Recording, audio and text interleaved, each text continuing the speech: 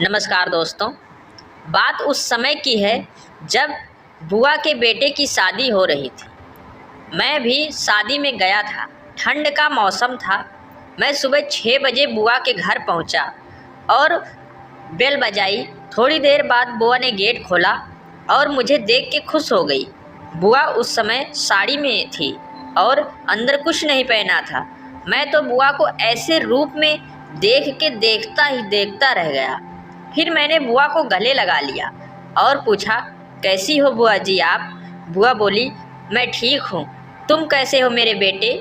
मैं बोला, ठीक हूँ बुआ। बुआ बोली, अच्छा हुआ तू जल्दी आ गया। मैं तो परेशान हो गई भागते भागते। अब तुम आ गए हो तो थोड़ा आराम मिलेगा। मैंने बुआ को कस के गले लगा लिया। बुआ की संतरे मेरे सीने पर टच होने पर कुछ महसूस हुई और मेरा पप्पू अंदर खड़ा होने लगा और बुआ के पेट के निचले हिस्से पर टच होने लगा। बुआ को जैसे ही मेरा पप्पू अपने पेट पर टच होता हुआ देखा तो उन्होंने मुझे दूर करके कहा, जा बेटा ऊपर जा, रूम में जाकर थोड़ा आराम कर ले। मैं बोला, ठीक है बुआ। और बुआ के सामान अपने पप्पू को पैंट में एडजस्ट करते हुए ऊपर रूम में चला गया। मैं अपने कपड़े उतार कर लोअर पहन के सो गया। 2 घंटे बाद बुआ मुझे उठाने आई।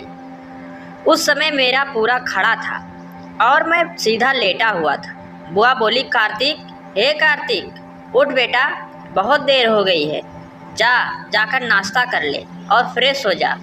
मैंने एक आँख खोलकर बुआ की तरफ देखा तो बुआ मेरे खड़े हुए को घूर घूर रख रही थी। मैं सोने का नाटक करता रहा। बुआ मेरे पास आई और फिर बोली, कार्तिक उठ बेटे, और मुझे छूकर उठाने लगी। उस समय मेरा शरीर थोड़ा गर्म था, कुछ ठंड की वजह से और कुछ बुखार की वजह से।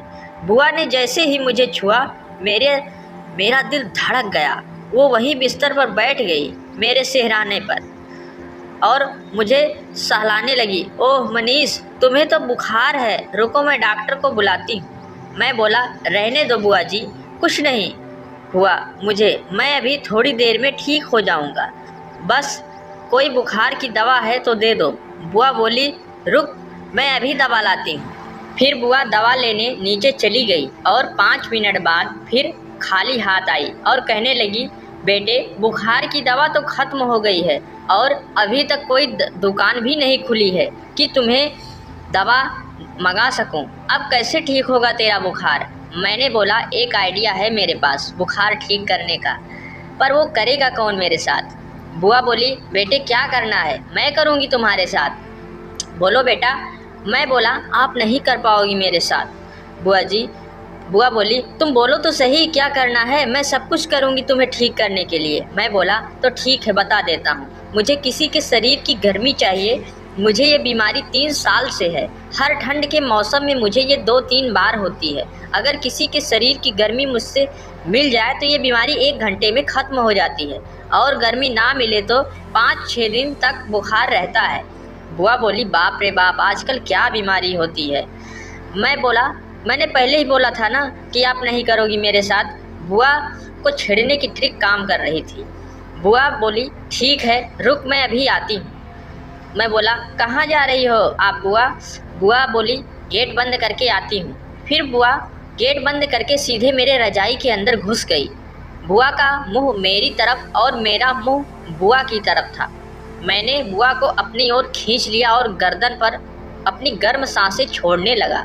मेरा पप्पू तो पहले से ही खड़ा था।